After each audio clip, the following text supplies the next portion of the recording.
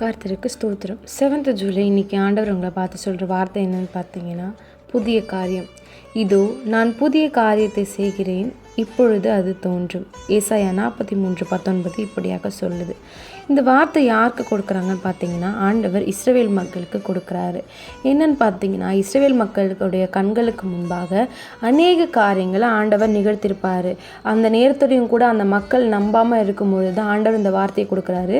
நான் ஒரு புதிய காரியத்தை உங்கள் முன்னாடி நான் கொண்டு வரேன் அப்படின்னு சொல்லிட்டு.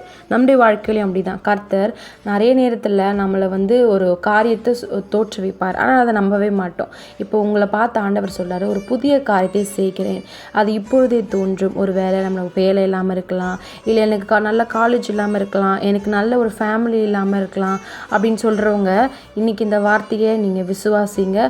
புதிய காரியத்தை கூடிய சீக்கிரத்தில் ஆண்டவர் உங்களுக்கு கொண்டு வார். ஆண்டவருடைய பாதப்படியில் அமர்ந்துருங்க. தேங்க்யூ. உங்களுக்கு ஏதாச்சும் ப்ரேயர் பாயிண்ட்ஸ் இருந்துச்சுன்னா கமெண்ட் செக்ஷனில் மறக்காமல் சொல்லிட்டு போங்க.